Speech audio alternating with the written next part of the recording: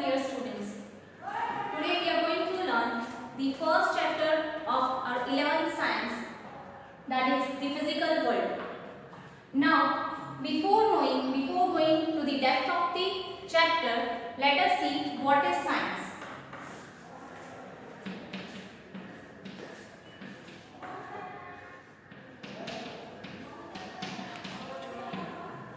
Science term itself has been evolved from the Latin word that is scientia, and its meaning is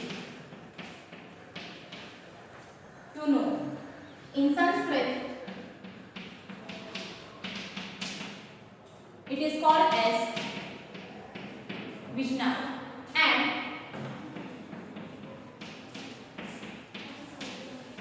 meaning of it is knowledge. That means whatever we see around us, whatever processes are going, as for example, the twinkling of the stars, the occurring of the rainbow, the color of the leaves are green, to know everything, why it is green, why the rainbow is occurring, how it is occurring, why the stars are twinkling, everything to know it with curiosity and to find out the reason behind it, that is nothing but the science.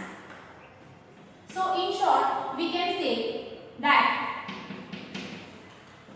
it is the effort to understand the natural phenomena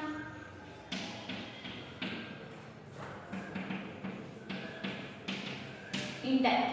So whatever natural processes are occurring, that process is to know it, to explore it, to predict it, to experiment it, and finally coming to the conclusion, that is nothing but the science.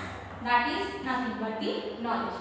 Now see, we already now know that science is knowledge, and for this knowledge we need to gain this knowledge and to implement that knowledge for certain developments. So scientific method involves certain steps, that is observing the things, experimenting on that, and finally coming to the conclusions. Now see, science is actually dynamic, and dynamic means changing. That means no theory of the science is constant. It keeps on changing. Why we can say that it keeps on changing? Because if certain theory is there and if someone modifies it with the proof, then we can say that that theory now it has been modified. So the old theory can be modified. So it can be changed but with certain proof. As we already know that in older times it was known that Earth is at the center and all the celestial objects were revolving around that. But after that it was known that it was not the Earth but it is the Sun which is at the center and other planets are revolving around that. So the theory that was the old theory in which it was proposed that the Earth is at the center, that theory based on that theory it was modified with Sun at the center and all these other celestial objects revolving around that. So we can say that science is dynamic, it keeps on changing but with certain proofs. Okay. Now let us see what is physics. Physics is actually the study of nature, the study of natural phenomena.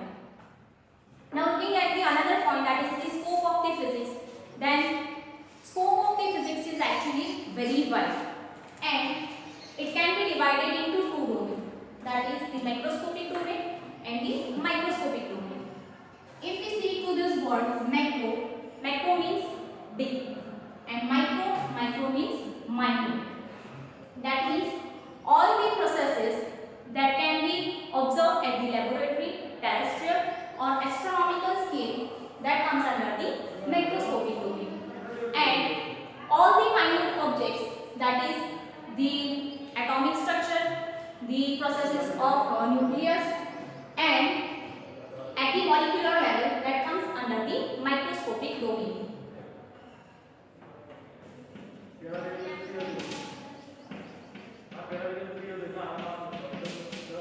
Macroscopic domain involves the classical physics, and microscopic domain, it deals with the quantum physics. Now, in classical physics, there are four different branches, four different subjects. That is, the first is mechanics. When we talk about the mechanics, then it is nothing but study of different laws of motion. We can say car is moving. That is the motion of the car. The rocket propulsion, the rotation of the earth. All these processes comes under the study of mechanics. The other subject is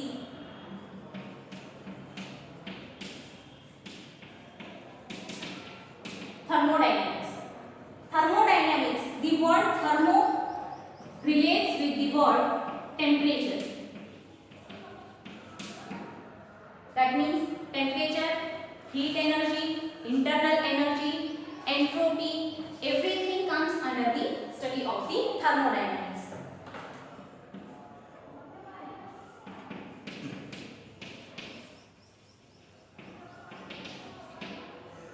The third part or the third branch, that is the electrodynamics.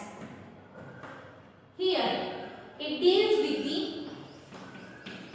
charge and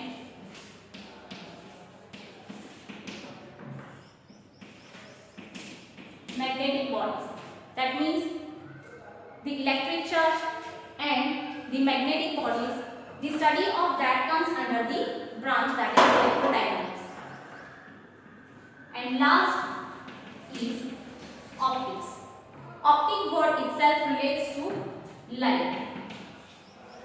So all the processes due to light is being studied under the subject, that is the optics. That is the working of the microscope, telescope, lenses, mirror, that all can be studied under this optics. And quantum physics. When we talk about quantum physics, that means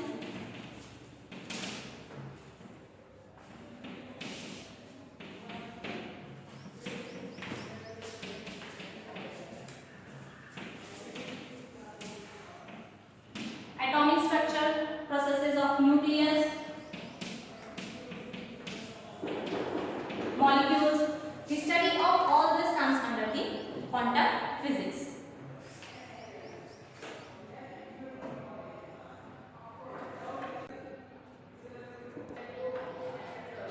There are two principal thrusts in physics. The first is unification and the second is reduction. Unification means to unify, to unite different processes. That is to explain diverse physical phenomena in terms of few concepts and laws.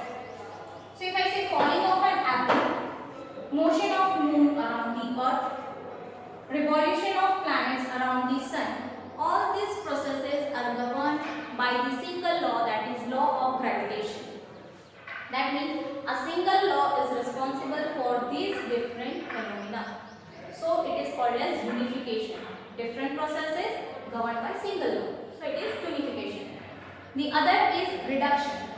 In reduction, it is to derive the properties of complex system from the properties of its simpler parts.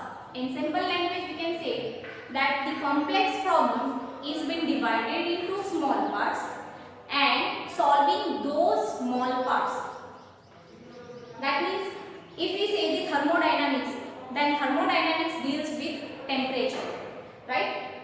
And temperature can be related to average kinetic energy of the molecules, and molecule comes under the microscopic domain. So it is the part, it is the example of the reduction.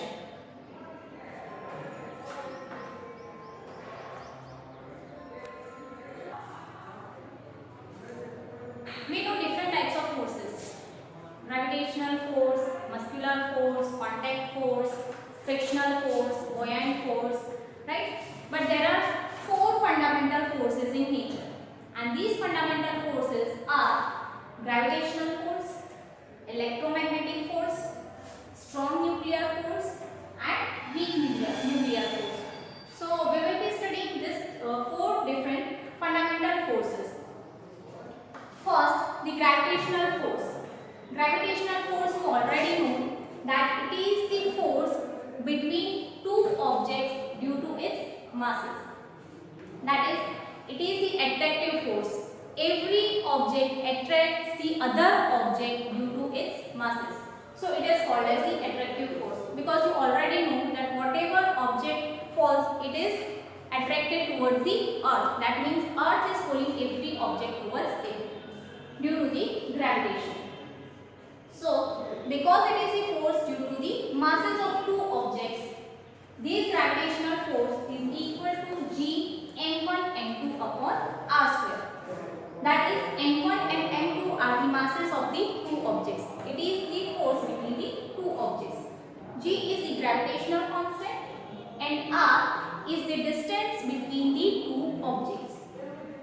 Okay. It is the long range force. It is the long range force, that means these forces act at a very large distance. So it is called as long range force. Next, out of all these four forces, gravitational force is the weakest force. Coming to the next force, that is the electromagnetic force. If we split this word, we get electro and magnetic. Electro term is related to electric charges. Magnetic term is related to magnets. That means here two terms are related to each other. That is the electric and the magnetic. Now we already know that if we take two charges, two like charges, positive charge and positive charge, then there will be force of repulsion between them. They will be going apart from each other. In the same way, if we take two similar charges, that is two negative charges, then also there will be force of repulsion between them. If we take unlike charges, one positive, one negative, then there will be attraction between them. That is, the like charges repel, unlike charges attract. Now the electric and magnetic effects are seen in this. That means what? Now see, when the electric charges are moving, that you have already studied, when electric charges are moving, then what happens? You can see magnetic effect around that. That is, the magnetic field is created around that. And because of that magnetic field, the force is given to the charge. So the electric effect and the magnetic effects are interrelated. They are inseparable. Now it is the long range force. Again, as I have already said, that long range force is related to distance. This force occurs for very large distance. And electromagnetic force is stronger than gravitational force and weak nuclear force. But it is weaker compared to the strong nuclear force. Now coming to the third type of force, that is the strong nuclear force. Now see, in this type of force, you can see this word nuclear. That means what? It is related to nucleus. And we know that in nucleus resides protons and neutrons. Now I have already said over here that like charges repels. That means if you take two positive charges, it should repel. In nucleus, we are having protons. That means there are so many positive charges in that. Still the nucleus remains stable. What is the reason for that? Because of the same charge, it should repel. If it repels, the nucleus becomes unstable. But still nucleus remains stable. What is the reason behind that? The reason behind that is the strong nuclear force. There is a force between proton-proton, between proton and neutron, and between neutron and neutron that keeps binding them. And that binding force is nothing but the strong nuclear force. It is the force between proton-proton, proton-neutron and neutron-neutron which keeps them together. And because of that, the nucleus remains stable. It is charge independent and it is short range force. Again, I would like to say that short range force, that means what? It is the short range force that I have already said, that range that is related to distance. And it is short range force, that means this force requires only short range. It occurs only at the small distances. Why? Because this force occurs between the charge, between the protons and neutrons that is residing in the nucleus only. And we know its size is 10 raised to minus 15. So it is considered as the short range force. And this force is the strongest force among all the four forces. Now coming to the last force, that is the weak nuclear force. It is the force in which the nuclear process occurs, such as the beta decay. That is emission of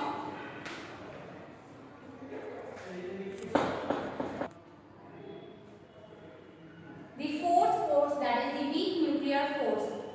This force occurs in certain nuclear processes.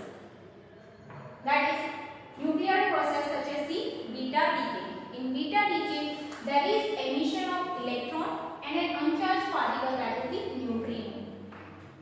This type of force is also a short range force. And this type of force, don't go by the name, that is weak nuclear force, that means it is the weakest of all. It is not weakest of all. The gravitational force is the weakest of all. And weak nuclear force is stronger compared to the gravitational force, but it is weaker compared to the electromagnetic force and the strong nuclear force. So, it is the short range force and stronger than gravitational.